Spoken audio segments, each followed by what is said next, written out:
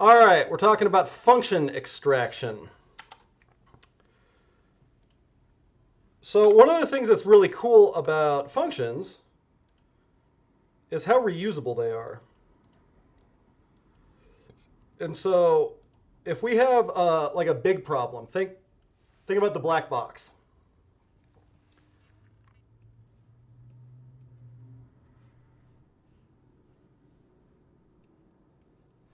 So if inside the black box, what's happening is that all just goes into one giant thing and out the other. This giant thing has a bunch of problems. So it's hard to reason about. Something that's complicated is always harder to think about than something simple. Uh, if it does a lot of things, that also means that it probably can't be reused because it really only does that one specific thing. Hard to debug. The bigger something like that gets, you've probably already seen this with some of your own stuff. A 2-line function, that's pretty easy to debug. 5 lines, a little bit harder. 10 lines, starting to get difficult. And when you get these 20, 50, 100 line monstrosities, good luck trying to figure out where you made your error. So what we want to do instead is break those giant boxes down into smaller boxes. Because now these smaller things, easier to reason about, easier to debug, also easier to like use those as Legos and plug them together in different combinations. So if we think about like some of the stuff that we did on the command line, where we're like chaining different operations together, that's a good example of this. All the cat command does prints out the contents of a file or files. Neat. Well, we can combine that with something like ls and use that to print the contents of a whole folder of files. So that's an example of like this kind of composition that we're talking about. And like, if we think about this in terms of like the Dreyfus model, so over here we're trying to be rules. Over here we're trying to be context. So a rule that I can give you is if you're describing what something does and you use the word and, that probably means you should split it up. What does this function do? Oh, it turns all of these numbers into doubles of themselves and prints them. That should probably be 2 things then. You should have one function that transforms the numbers and another function that prints them. Oh, it processes the user payments and then adds them to the database. And you should have one function that processes the payments, another one that adds them to the database. So as you're describing what something does, that and, there's your trigger. That means it should be more than one thing. Ask me some questions about this.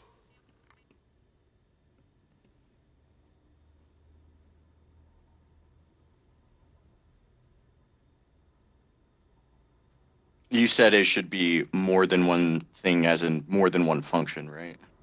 Yes. So the and this and that. Yes. So each of those should be their own function. And then here's the rub. Like, so we still need to get all of those things done. It's still okay to have like one box, but rather than doing the calculations and the processing, the one thing that it does is combine all those other functions. That's fine. This green box, the one thing that it does, runs the input through 3 functions. No and. So like the green box isn't also doing calculations. It's not also printing stuff to the screen. It doesn't also have its own kind of logic to it. It defers that down to these smaller things.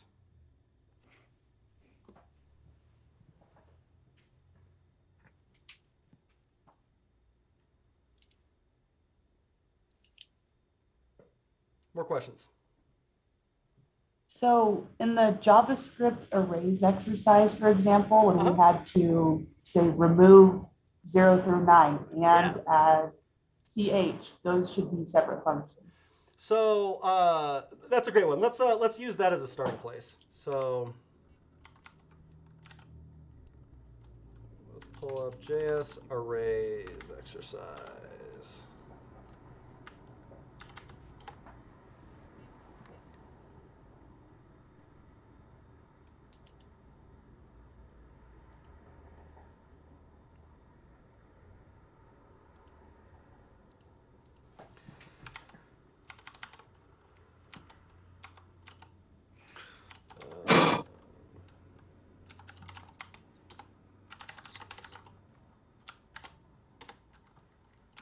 All right, so if I go over to JavaScript Arrays and take a look at this first one. So get vowels, that's the big box. So I wonder if there's any smaller boxes that we could pull out of this. We're trying to get the vowels, and these are the vowels.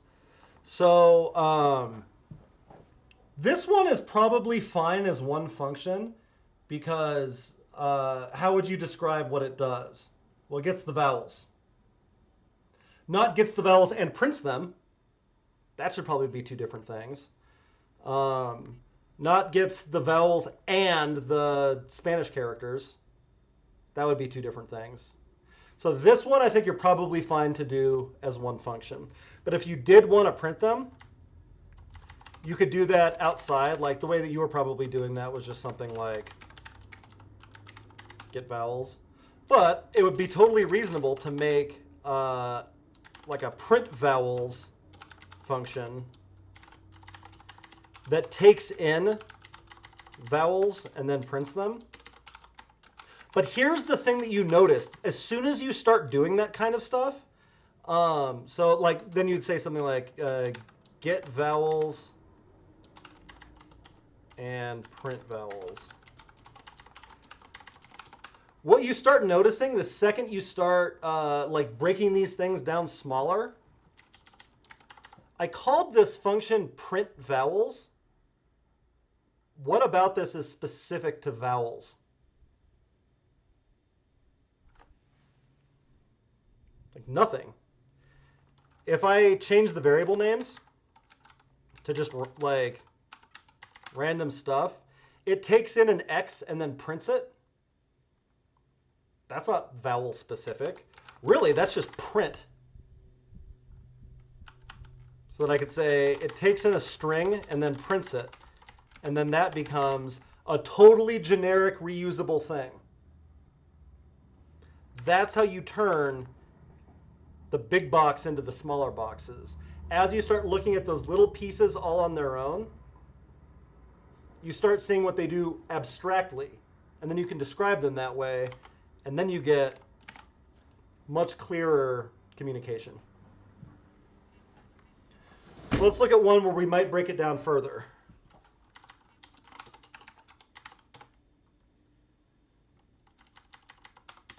Oh, perfect. So what does this do? It takes a list of the alphabet and adds numbers to the beginning and adds an ampersand at the end. That's three different things.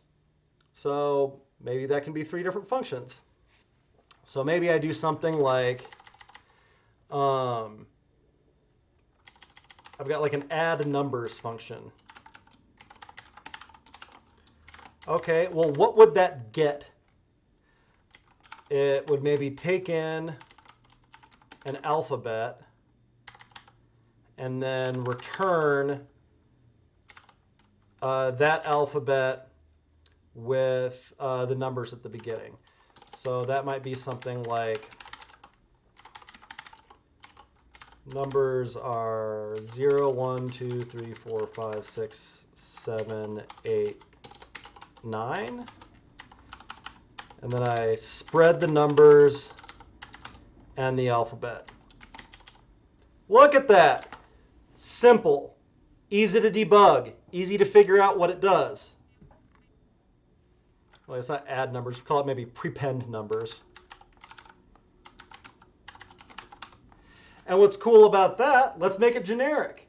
It doesn't need to prepend numbers to an alphabet necessarily. Really, it'll prepend numbers to any array.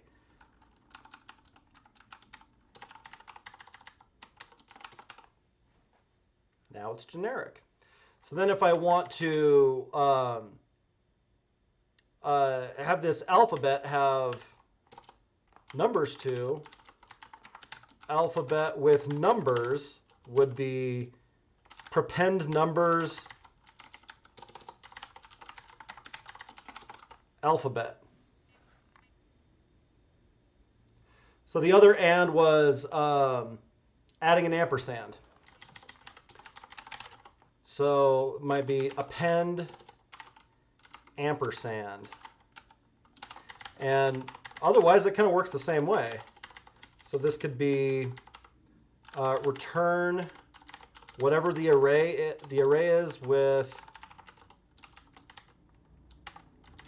the ampersand character at the end. Okay, so now watch what happens to this function when we do that. Say like alpha numeric alphabet with ampersand is append ampersand alphabet with numbers, and then we can return whatever that is.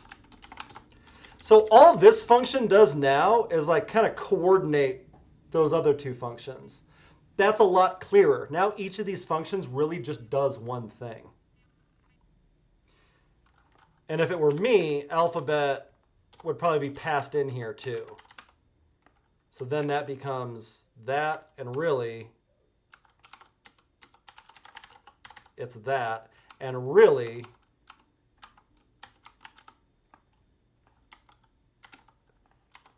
it's that.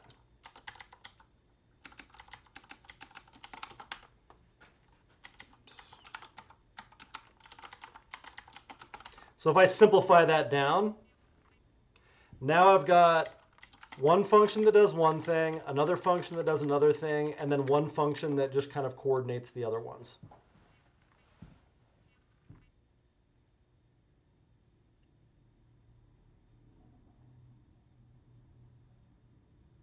Ask me some questions about that.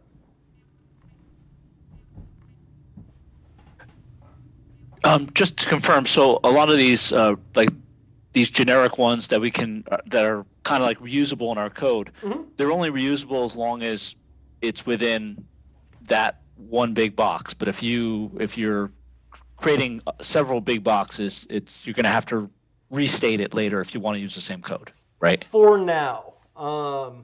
I just wrote the curriculum where I show you how to make those reusable. We'll do it in the next unit.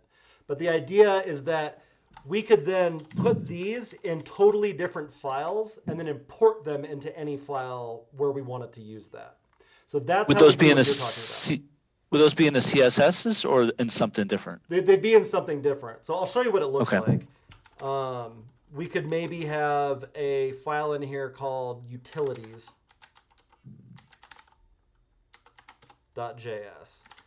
And then over in utilities.js, maybe I put these two functions in there and then export them.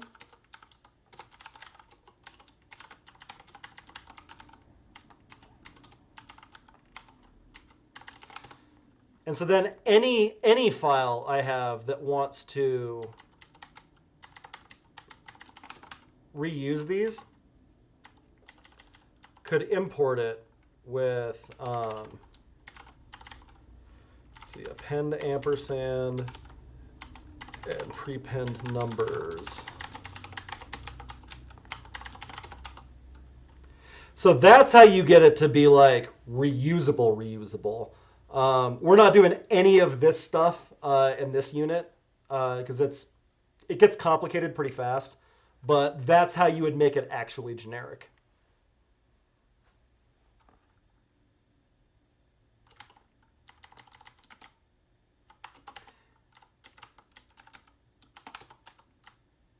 More questions? I haven't seen the module exports before. Is that part of that lesson that you're talking about? Yeah.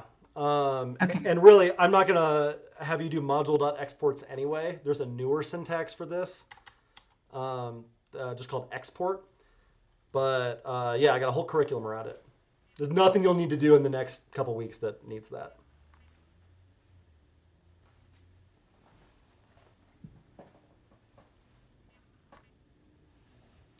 But that's how this testing is working too. So the test framework imports that function and then calls it, just like we were doing with the functions this morning. So when I call that function, it should equal this value. And it got it by importing it in.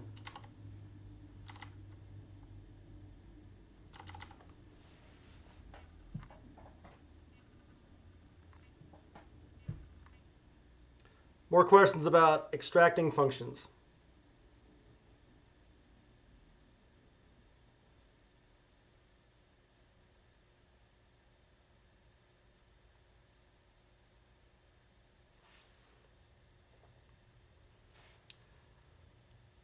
Okay, I got an exercise. So part of what we do with functions is we extract them and inline them. So right now, these are extracted. If I was inlining them, what I would do, actually, let me get the alphabet back. Did this ever have an alphabet? Nope. Yes, no, maybe so. Actually, let me just reset all of it.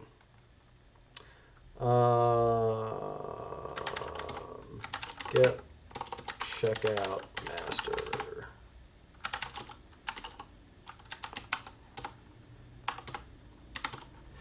All right, so if I'm doing something inline, I write it in place. So I say, get the numbers.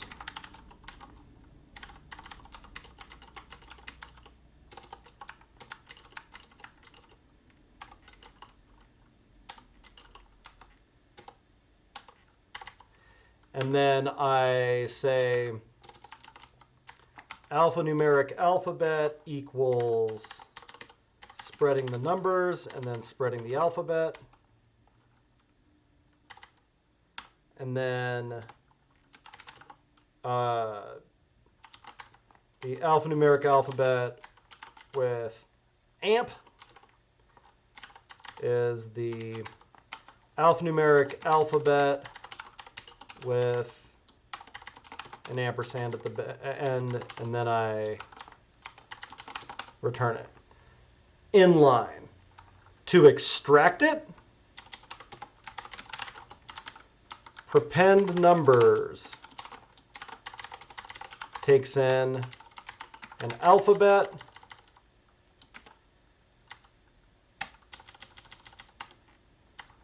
and then returns that.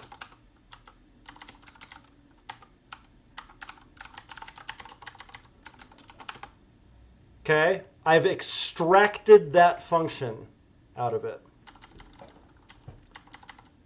So then I want this to be alphabet. Alphanumeric alphabet is prepend numbers to alphabet. So now I've successfully extracted that function. If I wanted to inline that function, all right, I can take whatever that was going to be, copy and paste it back down here.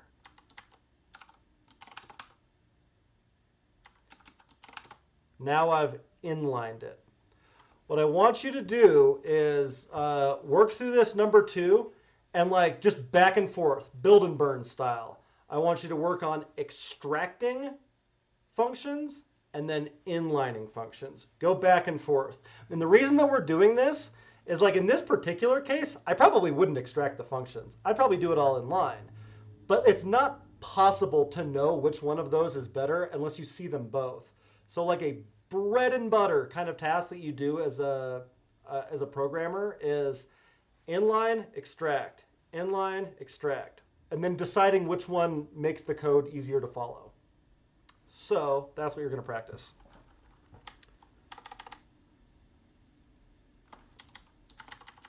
So here's the code. I'm going to put it in Discord chat. Oops, nope. I'm going to put it in Discord chat.